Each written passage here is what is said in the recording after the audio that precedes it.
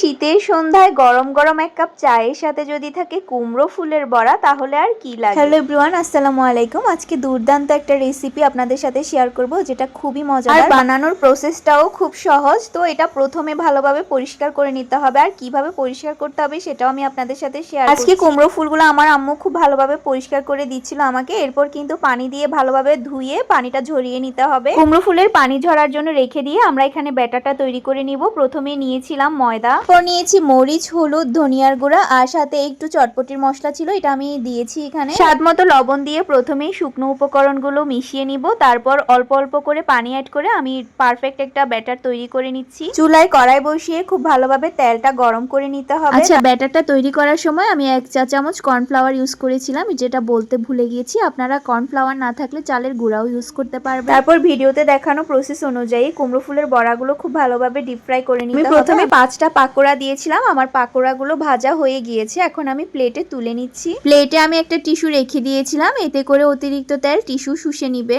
তৈরি হয়ে গেল মজাদার কুমড়ো ফুলের পাকোড়া। গরম গরম চা কিংবা সসের সাথে পরিবেশন করলে দুর্দান্ত লাগে। আজকের ভিডিওটা এ পর্যন্তই। সহজ রেসিপি পেতে আমার চ্যানেলটি সাবস্ক্রাইব করে সাথেই থাকুন। আল্লাহ হাফেজ।